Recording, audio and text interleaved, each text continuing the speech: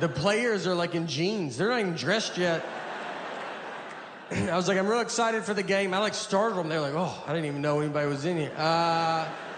Did you go to Vandy? I was like, you would think with how early I'm here. But I also think if I went to Vandy, I wouldn't be in the situation that I'm in. I walked to the top of the stadium and just watched my friends tailgate. I just sat up at the very top. And I was like, I'm already in, guys. Yeah, I decided to save our numbered seats. Nothing was open. I stood in front of a concession stand like I was waiting for an iPhone to come out. Just that gate was down. I'm just like already trying to figure out what I'm gonna eat. And they came and opened it, and one side got stuck, and I helped them. I go, I'll get that. So I helped them open it. They're like, oh, do you work here? I was like, I've been here a little bit longer than you have. So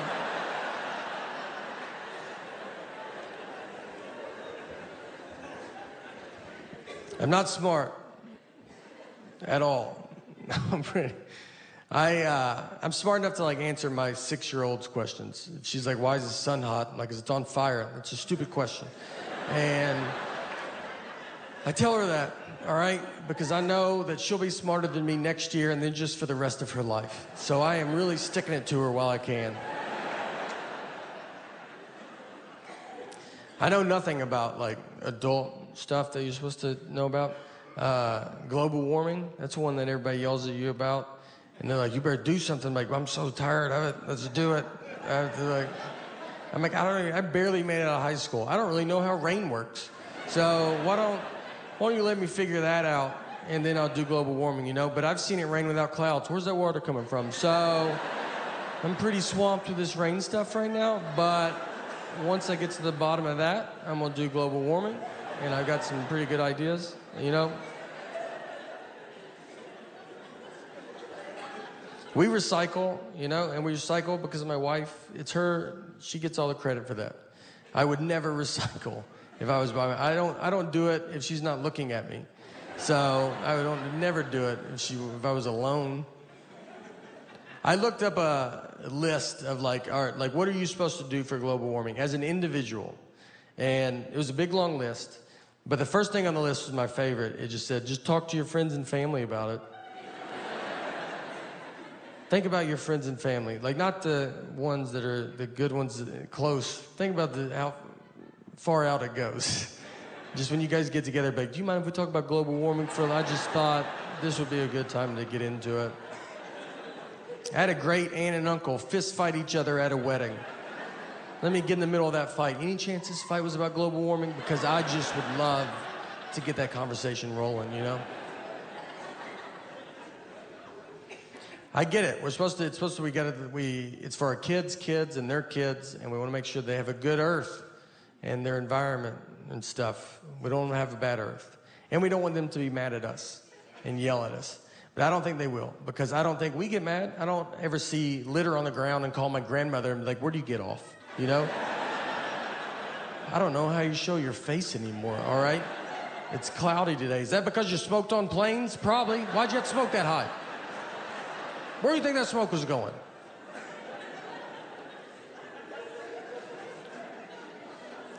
We did stuff as a kid. I did Earth Day as a kid. I think they still do Earth Day. And we did it.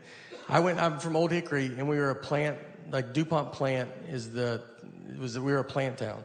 So they had a plant, and we went and planted trees in front of the DuPont plant.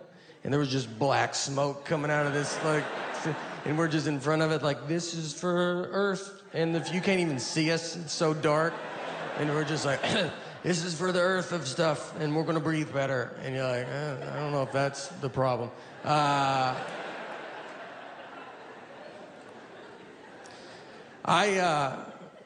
Here's what I'm doing for, you know, my daughter's future environment is what I decided to do. They say we won't have water. So I put a bunch of buckets outside to collect water. And when she turns 18 and she's like, do I get money? I'm like, something a little better than money. I bet you've always wondered what those buckets we're doing outside. Well, they're all yours. And that's for your kids and their kids. Everybody gets a bucket of water.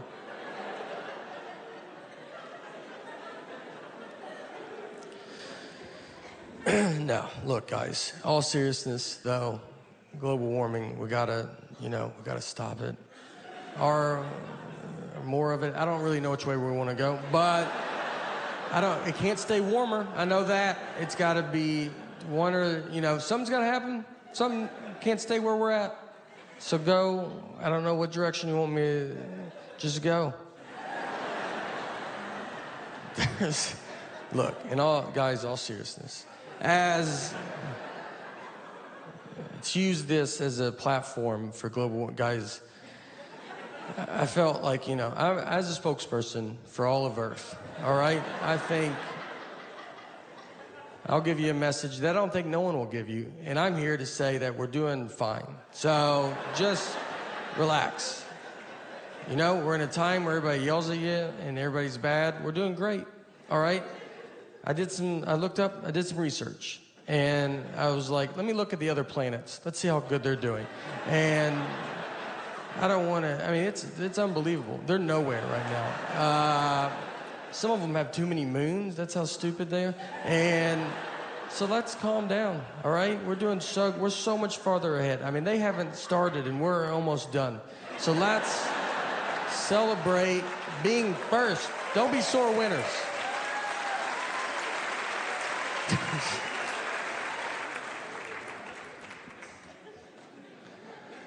Look, in all seriousness, I don't know. No, look, the it's getting very advanced, all right? I've been to a dog bakery. I've been to a dog bakery in my life. And this wasn't in, Beverly Hills or like Miami or something. You're touching the bed, and I was like, are your feet dangling? How far back are you gonna go? Are you cold? You want some covers, man? He gets the remote and just starts pressing all the buttons. And I said, I don't know if that's going to do it. And he goes, let's just keep trying it, though. I go, all right. I'm going to turn the shower on, open a window. Let's try everything. Let's just see. Maybe it turns on. Who knows? Maybe it's all connected. So we can't get it. And he goes, all right. He goes, there's a younger guy. He's about to come to work. And at this point, I'm like, I'm the younger guy, man. I was like, it's all right, dude. I don't need it. And he goes, no, it's a millennial. And I was like, all right. Now we're getting somewhere, This is what the millennial does. He was born with technology. He's going to know how to fix this. I was excited. I was like, great. He goes, he comes to work in an hour. I go, wonderful. And let me tell you, you know how quick that millennial fixed it? Well, I'll never know because he just didn't come to work that night. So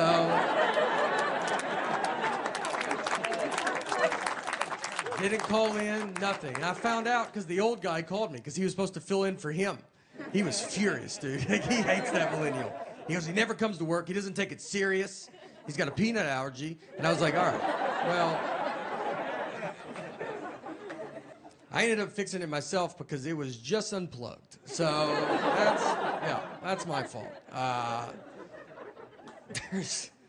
The next morning, I dealt with my daughter's generation, which is a generation that I feel like just thinks about themselves, And so I go down to breakfast. They have the breakfast buffet.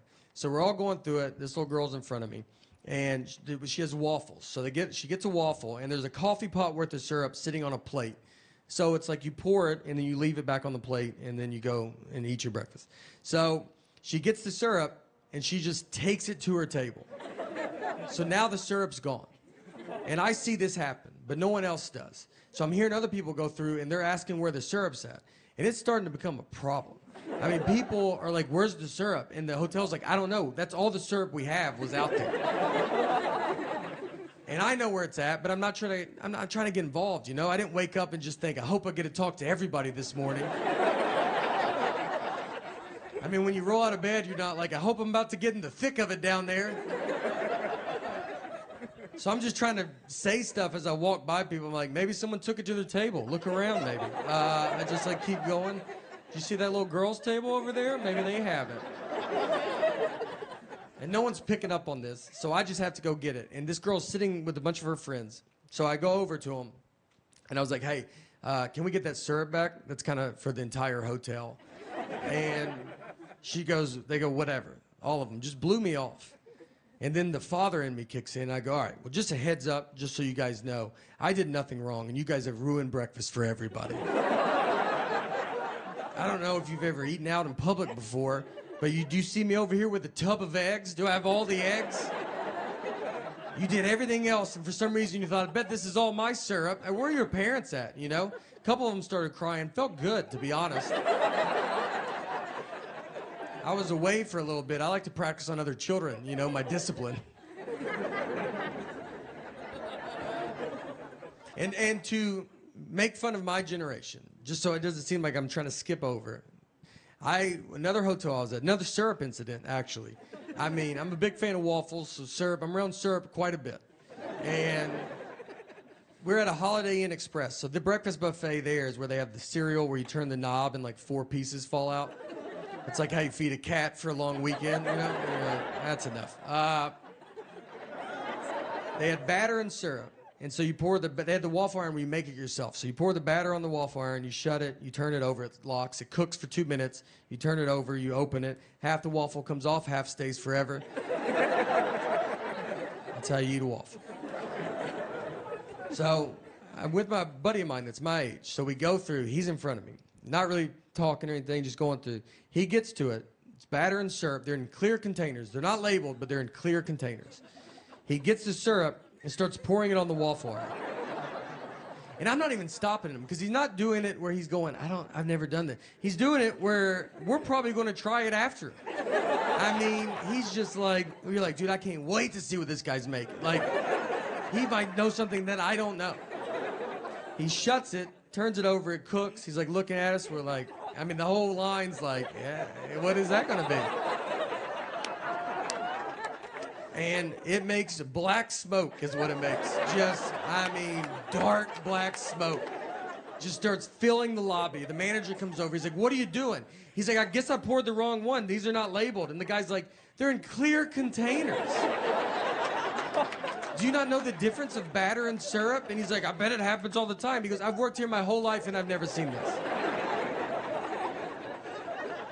So they threw the waffle iron. They just throw it away. That's what they have to do. Just throw it away. It's over. And now there's no waffle. I mean, we went from all about to get a waffle to it's upside down in a trash can. And then he just turns and looks, and it's just a line of people with that little foam plate. And just everybody's sad. I just hear someone in the back go like, I set my alarm for this. I mean, 2 guys didn't have shoes on. They go, I ran down with no shoes in that elevator. I thought I was going to miss it. My parents are in their 60s. And when your parents hit their 60s, just so you know, you kind of realize that you go, all right, I'm in charge of this family now, you know? They don't give it up. They don't offer it away. They just start doing stuff that you're like, I don't, you know.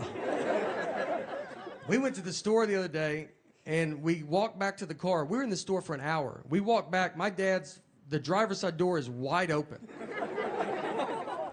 He drove, opened the door to go inside, and just kept walking. He's been driving for 50 years. And I know cars are getting crazy, but one thing that stayed the same in all these 50 years is you got to open and shut that front door. My dad wore my mom's pants to a funeral.